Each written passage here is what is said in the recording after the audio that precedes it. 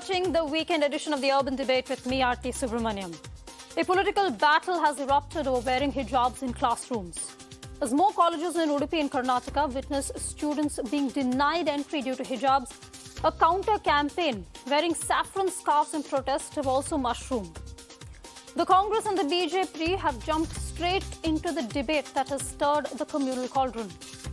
Rahul Gandhi has tweeted in support of the girls, saying their futures are being robbed by keeping them out of the classroom. The BJP has accused Rahul of communalizing education. The questions I ask tonight: can we keep the poison of communal politics out of our schools? How do we insulate education? Can our campuses, places of knowledge and education, be hostage to hate and bigotry?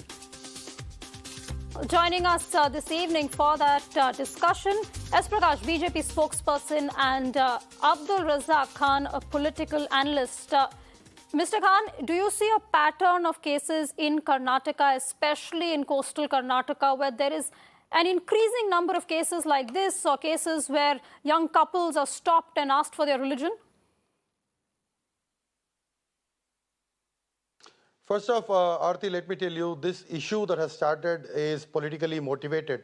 The reason why I'm saying this is because this started from Udupi Kundapura, a coastal belt, but now you can see this happening in the entire state, in many other various districts and places. You know what? Wearing of the hijab is an integral and essential part of Islamic faith. These children are not wearing it from yesterday or the day before. They have been wearing it from centuries together. Now let me tell you, this has been mentioned in the Holy Quran 1400 years ago. This is in the chapter 24, verse 31, very clearly states that the woman has to protect her modesty herself by covering her face, by wearing a burqa. So all these students who come to the school remove the burqa at the gate, enter the class with the hijab. Now you cannot bring uniformity, and you cannot say that this has been politically motivated like how the BJP is saying today, because these children did not start wearing it from yesterday. You know what? These children wearing the uniform, upon that the same color, the blue colored scarf is what they are wearing. It is not a green color that these people, motivated by ABVP, Vishwa Hindu Parishad, Bajrang Dal, all these students are wearing saffron shawls. Let them show me one place where it is mentioned in their Upanishads or Vedas or wherever it is mentioned that this is integral part or it is an essential part of your Mr. Khan, I don't, I'm sorry. No, Mr. Khan, I don't want to get into that aspect of it. At the end of the day, also the Constitution of India is supreme. It overrides any book that is other than the Constitution of India, but I don't want to get into what the Vedas said or the Upanishad said. Let's keep completely away from that. Mr. Prakash joins us from the BJP. Mr. Prakash, what is happening in Karnataka? We've seen VHP, we've seen Bajrang Dal jump straight into this. For years and years, these girls have dressed a certain way. Whatever your views about the hijab might be, they've dressed a certain way and come to the school, and now suddenly everybody's got a problem with it. And it's not just problem, you're denying them education because of that. No, I'm very sorry to say that you are conveniently taking out Bajrang Dal VHP's name, whereas the PFI Campus Front of India is responsible for all these disturbances in Udupi. These students were never wearing the hijab inside the classroom till last month. Mr. Abdul Mr. Razak Prakash, that might be in one. No, Mr. Prakash, that might be in one college. That might be in one college. But what about seven colleges now? You are an anchor. You are not supposed to take selective names, madam. Please be clear. I'm asking you, don't take a selective name. There are 7 colleges where this is happening. Prakash ji, let me tell you, this is not Okay, hold on. Mr. Khan, please. Mr. Khan, you got an opportunity to speak. No. Mr. Khan, you got an opportunity to speak. Please allow the BJP to speak. Please, I'll give you an opportunity, but please let the BJP finish. Sir, madam, this controversy started only last month. Only for the 6 students, this problem was there. Their school has about 75 girl students who had no problem with it. Why should they are coming for the school for the education? How can they pollute the atmosphere by raising all these fundamentalistic issues there? Everybody had a harmonious relationship. There was nothing communal in it. Now all of a sudden 6 students have been provoked by an organization which is known for several terror activities, and they are driving this agitation in Karnataka. Last time in 2009, when BJP was in power in Karnataka, it was attack on church was a big issue, and some conspiracy went on. This time around, it is the hijab issue has been deliberately raised, which was not there for the last 2 years. Okay, And Mr. now it is Prakash. there. Yeah. None of you are advising those two girl students, attend the school, learn. You come there for the learning, No. not to demonstrate your religious sentiments. Okay. That was not the case with the 75 students. Only 6 students have the problem, and we stand for them. Let me take your point. Incident. No. Mr. Prakash, let me take your point. Let's assume for a second that these 3 girls or 6 girls are being instigated in this particular college. Let's assume that. But there are other colleges as well where this is happening, right? Is the PFI, are you then alleging that the PFI is responsible for all the other colleges? No, don't generalize the things, madam. No, I'm not generalizing. I'm asking you about 6 colleges. Yes, 6 colleges have been instigated to continue with this controversy. They want to spread this across the state. That's what I am saying. It is very easy to provoke them. Unnecessarily, they are creating an unhealthy atmosphere in the college premises. Students are like gods. They study. They remain very close to each other. But all these incidents are dividing, creating a big wedge between them. It is very unfortunate. We are not against hijab or burqa. It is the Muslim tradition. They are free to observe it, and nobody is objecting to it. But inside the classroom, when there is a uniform, they are supposed to follow the principle. They cannot defy it. Okay, That is Mr. Khan, out of point. Mr. Khan, you wanted to come in? Aarti, every individual has his or her own choice. Now you can see there are many students who would be putting a bindi on the forehead. There would be some students who would come to the school or classroom with tilak on the forehead. There would be some students, Sikh community, they would come to school with a patka on their head. Now you cannot be differentiating and imposing certain restrictions on people that you should not be wearing this, you should not be wearing that. They are definitely following the school uniform, but because of the compulsions of the religion, they are irresponsible comments on bindi and bangles. Sir, when it comes to you, it is very much dear to you. When it comes to my religion, it is dear to me. That is the reason why I am saying that. Why is there so much of intolerance? Is this the only issue? No, please, we don't need to. They have suspended. Mr. Prakash and Mr. Khan, I request you, both of you are going to get a chance, but please let's be careful with our words on this debate. It is already a communal issue. We don't need to add further fuel to the fire. I am not raising the religious Fair issue enough, and we should not. We should not. Mr. Prakash, make your point, please. No, comparing it with bindis and bangles is atrocious. It is not part of the uniform. It is a part of our culture, heritage. And it does not affect the uniform. The uniform means whatever the dress code is mentioned by the school. If they have any objection, they should not get admitted to such schools. They should go to the school where such things are permitted. They accept to wear uniform. After getting admitted to the school, then they change their attire. Then problems start. Mr. Prakash, why bring religion into the educational campus? Please don't communalize it. Mr. Khan, let me just ask one question to the BJP. So assuming a student, Mr. Khan, just 1 minute. 1 second. Mr. Prakash, I take your point. This is about religion. So what about students, for instance, who wear kadas or those who have turbans? Is that culture? Is that religion? Is that uniform? Is that not the uniform? Holy Cross. Yeah, or the rosary. What is that? I have been very clear to you. These students were admitted to the school after they accepted the uniform policy of the school. They should follow it.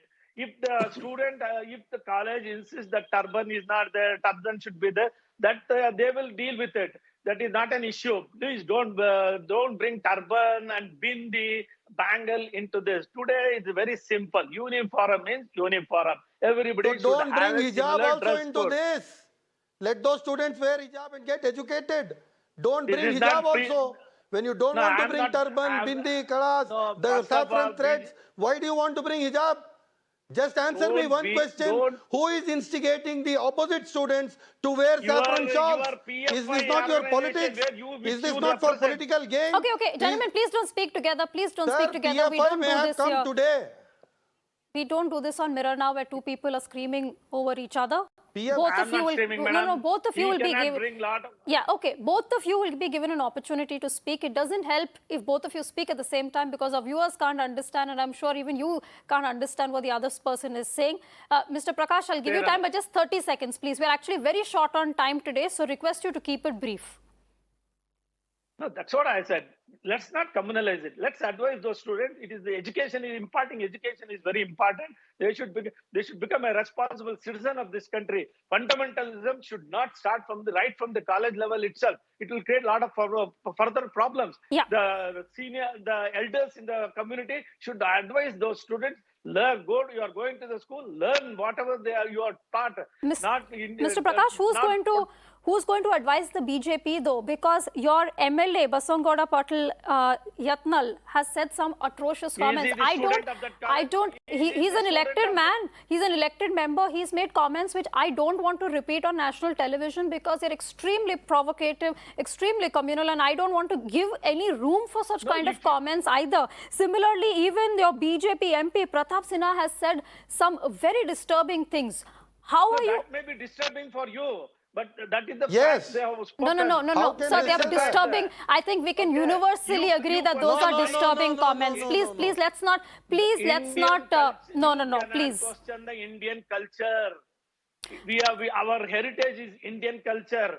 We have not inherited Mughal culture here. Sorry.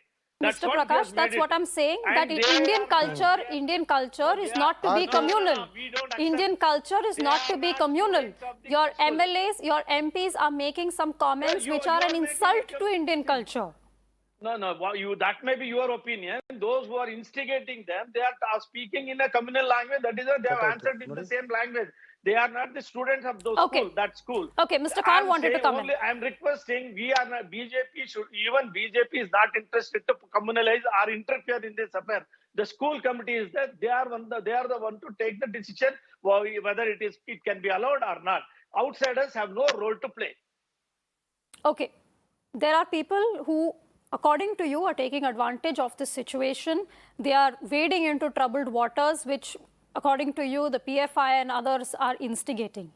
Let me come to the conduct of your own party and your own allied parties, whether it is the VHP or the Bajrang Dal. There are students who are being made to wear saffron scarves and come. They're being used as part of a counter campaign. And I come back. Do you have any evidence to prove that? I come back to the question. Do you have any evidence to prove that? I'll tell you what I do have evidence of. Sir, I'll tell you what I do have evidence of. I have a comment by your MP. I don't want to repeat it. I don't want to repeat, more importantly, what your MLA has said, because it is not. No. Let me finish, sir. Please let me finish. Do you condemn statements by your party members who have made this even more divisive, who have made this even more communal? No, when you are selective, it looks like it looks divisive to you. When you are not, you are selectively attacking them. You are not questioning PFI. You are not questioning the campus PFI and those who instigated those girl students to wear hijab and create unrest in the colleges. You are only trying to put the blame on the VHP, Bajrang Dal, and MPs who figured only after this controversy erupted, and they have only responded to some fundamentalist reaction from the other side. That I am clearly saying the decision to wear hijab or not should be taken by the school authorities, and they are the final people to endorse it. Okay. The outsiders should not interfere. Okay. What more can I say? Okay, Mr. Khan, I have a question for you, Mr. Khan, and this is something that the Supreme Court has spoken about. This is, I think, the Kerala High Court has also spoken about, that they should not, neither courts nor anyone else should interfere in a private organization's dress code or uniform code, and they've left it up to them. Is this in violation then of, when these students are coming in, are they violating then what a private institute or private organization has decided? Let us understand the constitution first. If it is disturbing public order, if it is disturbing health, morality, then we would consider this is wrong. It is not disturbing anyone. This is a tradition being followed centuries together. So today you just can't come up and say that you should not be doing this. This is the same government which wants to keep religion away from education. And it is the same government which imposed Surya Namaskar on all the students of all the faiths. What I'm trying to come at is, Mr. Khan, I take off. No, Mr. Khan, you sorry, 1 second. No, that comment, I'm sorry. No, Mr. Khan, that comment has to be countered. I'm sorry. Nobody is trying to enforce Surya Namaskar on anybody, and even if they are, there is nothing communal about Surya Namaskar, because if it is, then half the world is communal. If Surya Namaskar is communal, if Surya Namaskar is communal, then somehow the BJP has managed to make the entire world communal, because they practice yoga everywhere, and Surya Namaskar is an integral part of that. So please, let's not make these comments. It's very unfortunate. Article 25 guarantees freedom of religion. This is an age-old practice. It's been not started a day before. This has been practiced from centuries together. Why is it intolerant today? Why is it, suddenly coming up? Because this BJP Sarkar in Karnataka has failed to provide basic welfare, basic infrastructure. Now they have to go to the elections. They are running away from BBMP elections. So these are all the things to, prepare themselves for the coming up, elections that are very near. So these are all the preparations for elections. They have a problem with some students offering namaz. In a Kolar school, they suspended the principal. In a railway station, there is a porter's restroom. All the porters join together and offer namaz there for about 5 to 10 minutes when they have a temple on the platform. But these people have problems with those 20 to 30 Muslim porters offering namaz on a platform. Come on, why this intolerance? We never lived like this. India, I remember Pandit Vinay Chandra Maudgalji's statement, poetry I could say. Yep. Hindu desh ke nivasi sabhi jan ek hai, rang, roop, vesh, bhasha chahe anek hai. Okay, we're running out of time, Mr. Khan. We're running out of time. That is the culture. I want to give the BJP the last word, but 30 seconds only, Mr. Prakash. Please, we're really short on time.